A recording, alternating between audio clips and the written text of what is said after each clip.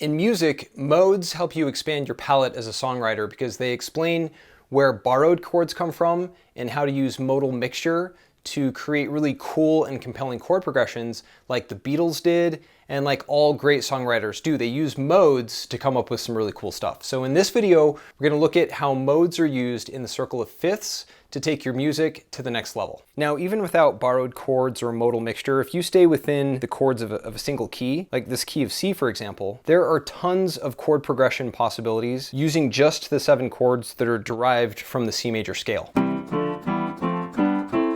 which you can select from and rearrange to create some nice chord progressions. Like in the key of C, if we just take C, G, A minor, and F major, or the major 1, major 5, minor 6, and major 4, we can play the 1, 5, 6, 4 progression, which is used in a lot of songs and it sounds really good.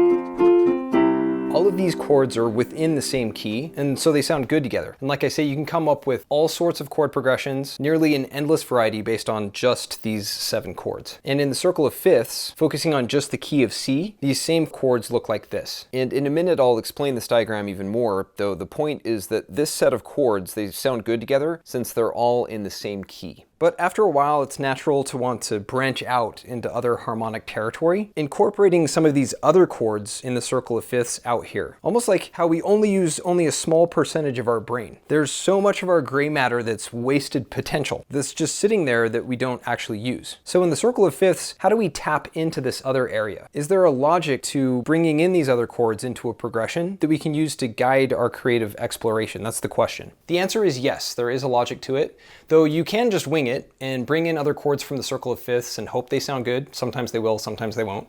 Though there really are special relationships between chords that you can use that sound nice using what are called parallel modes. And to explain, modes are just permutations of other scales, like these relative modes in the key of C, which I explain in more detail in another video, but here's how these modes work. In this example, the C major scale is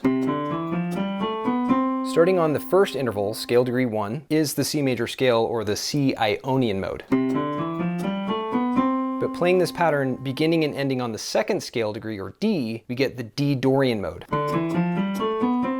Shifting over and beginning on the third scale degree, we get the E Phrygian mode, then F Lydian, G Mixolydian, A Aeolian, and B Locrian. Each of these modes is the same pattern, but they all have different tonal centers based on the first and last note of the mode. And when you combine this with the fact that chords are also derived from the major scale, it starts to explain where borrowed chords come from. So in the C Ionian mode, for example, when you combine every other note starting on C, you get these 7 chords: C major, D minor, E minor, F major, G major, A minor, and B diminished. But since each mode, like D Dorian, E Phrygian, F Lydian, etc., they're all just permutations of the major scale of Ionian, all of these modes also use the same chords because they're also based on the same underlying pattern. The same intervals form the same sequence of major chords, minor chords, and a diminished chord, but with each respective chord serving as the tonal center of its respective mode. So in C Ionian, C major, the major 1 is the tonic, and the chords are minor 1, minor 2, minor 3, major 4, major 5, minor 6, and diminished 7, which sounds like the C major scale, but fleshed out or on steroids. The D Dorian mode also uses these same chords, but with D as minor 1 as the tonic. So the sequence of chords is D minor, E minor, F major, G major, A minor, B diminished, C major, and then back to D minor, or minor 1, minor 2, flat major 3, major 4, minor 5, 6 diminished, and the flat major 7. These are the exact same chords as in C Ionian, but in the Dorian mode, with D as the tonal center, the underlying interval pattern results in these Roman numeral labels for these harmonies, which sound like the Dorian mode fleshed out. Likewise, E Phrygian also uses these same chords, but starting with E minor as the tonal center, which now sound like the E Phrygian mode on steroids. Again, these are the very same chords as before, which sound bright and happy, centered around C as the tonal center in C Ionian. But in the Phrygian mode, they take on a different feel when E minor becomes the tonal center. And this same idea applies to all of the other modes. The same set of chords is recycled or appears in each one, where the various harmonies are labeled with different Roman numerals to show where they fall within each pattern, based on which note, which chord, serves as the tonic in that mode. So the modes in various keys share chords, which is insightful when it comes to borrowing chords and modal mixture. But to understand that even further, the next step is to look at parallel modes specifically. And to illustrate, let's look at C parallel modes, for example, using these guitar chord diagrams, where the C major chord appears as the major 1 in the key of C, and the major 4 in the key of G, and the major 5 in the key of F. And then C minor, the C minor chord, shows up in these keys, and there's a C diminished chord over here. These are the various C chords that are scattered throughout these keys. Now, of course, this is a lot to take in, all of these different chord diagrams. So to simplify things a bit, we can represent each chord by its root note and Roman numeral. So C major, shown as a red square, shows up in these locations: major 1 in the key of C, major 4 in the key of G, and major 5 in the key of F, and as minor chords in these keys and a diminished chord in this key. These are all the spots where a C chord shows up. Now you can see that a C chord of some kind, whether it's major, minor, or diminished, doesn't appear in some of the keys. So we'll remove those since we want to focus on just those keys that include a C chord of some kind. And then to really focus on the C chords, since we're narrowing down to the C parallel modes, let's align all of the C chords so that they're parallel, hence the name parallel modes, and label each of these as a 1 or tonic of its respective mode. So in C Ionian, the chords are major 1, minor 2, minor 3, major 4, major 5, minor 6, and diminished 7. Then the C Dorian mode, which comes from the key of B flat major, when C is 1, the numerals are minor 1, minor 2, flat major 3, major 4, minor 5, 6 diminished, and flat major 7. And the C Phrygian mode, which is a permutation of A flat Ionian, when C becomes 1, the numerals are minor 1, flat major 2, flat major 3, minor 4, 5 diminished, flat major 6, and flat major 7, etc. down the line. When C is the 1 chord, sometimes C is a major chord, or a minor chord, or a diminished chord, but now they're all aligned as C parallel modes. This table is a more compact way to look at chords of the C parallel modes, which all center around or resolve to a tonic of C, where C is the tonal center. So this collection of chords is our pool of options for borrowed chords, because they all treat C as the tonic, so they can be used as harmonies in progressions that you can work into a song in the key of C. But while this table of chords is a bit more compact than what we looked at before, some of these chords are still redundant. For example, C major is listed multiple times, and so is C minor, D minor, E minor, G major, and other chords in this table. So an even more concise way to picture our chord options here is to use the circle of fifths, plotting all of the major chords in a ring like this in a circle of fifths sequence, then placing all of the minor chords around that, with each relative chord aligned with its respective major chord, and then all of the diminished chords in an outer ring like this, where the chords in each key in every Ionian mode are grouped, like these in the key of C major, in G major,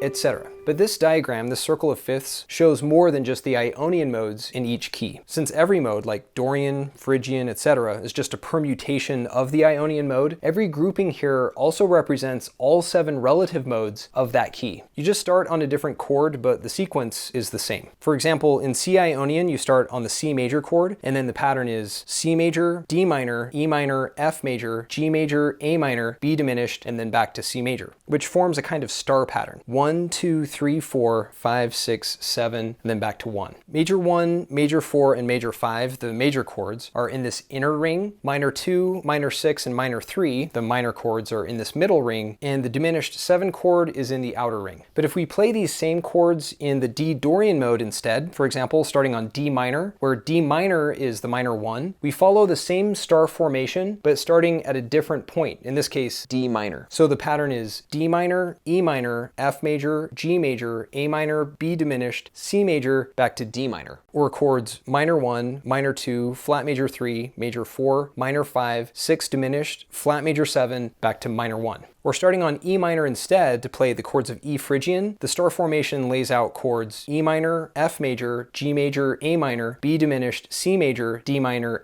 and E minor, or minor 1, flat major 2, flat major 3, minor 4, 5 diminished, flat major 6, minor 7, back to minor 1. And the same idea applies to the other modes as well: Lydian, Mixolydian, Aeolian, and Locrian. It's the same grouping of chords, but the Roman numerals adjust depending on which chord is the tonic. That is, depending on which mode or permutation of the pattern you're in. And since all 12 keys are symmetrical, meaning they follow the same patterns, this same relationship between chords applies across the circle of fifths in every grouping. And what's cool is that in any grouping in the circle of fifths, the position of each mode's tonic is the same. Ionian is always at the bottom center, like C Ionian, for example. Dorian is at the middle left, like D Dorian. Phrygian is at the middle right, like E Phrygian. Lydian is at the bottom left, like F Lydian. Mixolydian is at the bottom right, like G Mixolydian. Aeolian is at the middle center, like A Aeolian. And Locrian is always at the top center, like B Locrian. These positions are predictably the same anywhere in the circle, and using this you can quickly navigate the circle of fifths, moving between parallel modes since they're all here and mapped out. For example, let's again take the C parallel modes. These are the three spots where the C chords are positioned: C major, C minor, and C diminished. And based on where each of these chords is situated within a certain grouping, you can see right away what mode you're in and what all of the chord options are in that mode. For example, in the C Ionian mode,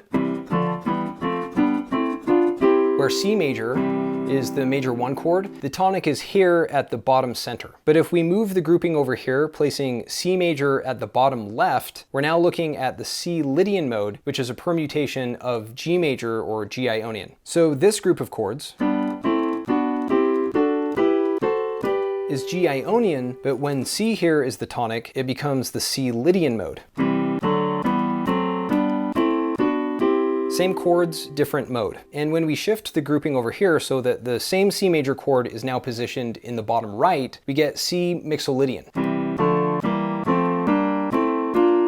which is a mode of F Ionian. Likewise, this C minor chord is the minor 1 in 3 other modes, and depending on its placement within each respective grouping, we get C Dorian, which is a permutation of B flat Ionian, C Aeolian,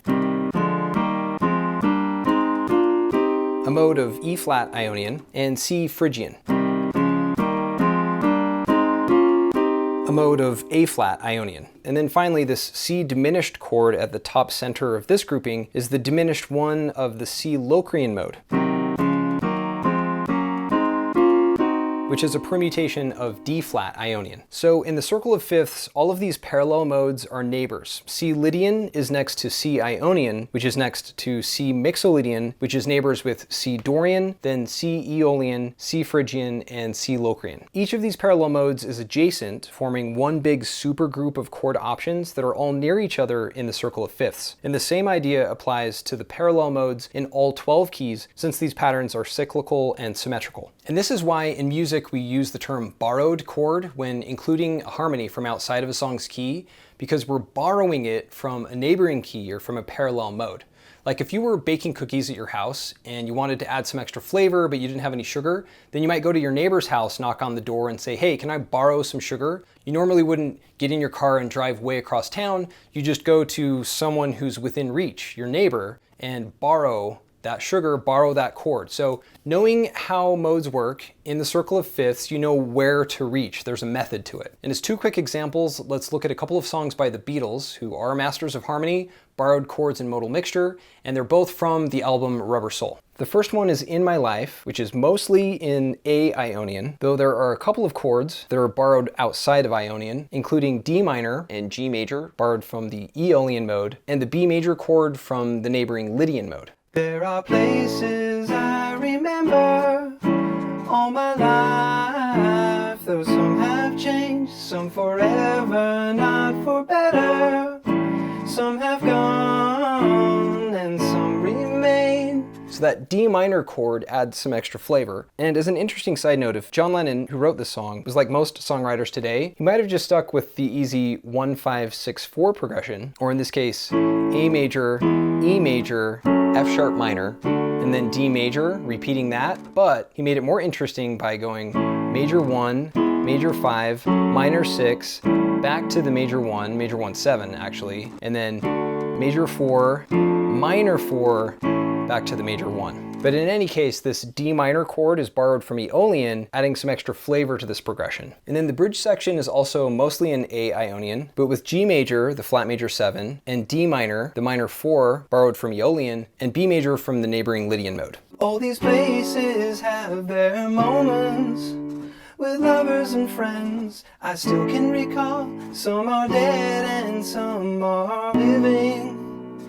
In my life, I love you more. Using these borrowed chords, John Lennon made this song, In My Life, especially nuanced and beautiful. And as a second example, his song Norwegian Wood, also from Rubber Soul, is a great example of writing in another mode, in Mixolydian, where the song is mostly in Mixolydian in the verse section, with E, the major 1, D, the flat major 7, and A, the major 4. I once had a girl, or should I say, she once had me.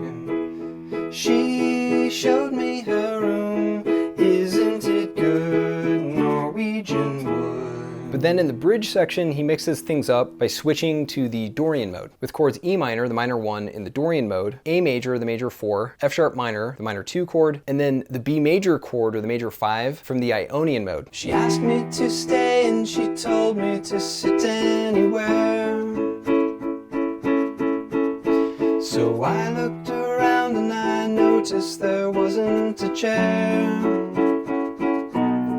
And then it goes back into the verse section, back to E major, the major 1 again, in the Mixolydian mode. Both of these songs are so good, and this is just an intro to modes in the circle of fifths and how they inform where you can pull borrowed chords into a progression and create modal mixture to make all sorts of cool sounds. There's a link in the notes to a PDF in the community with all of these diagrams, and hopefully this was helpful. If so, please let the algorithm know, and I will see you in the next video.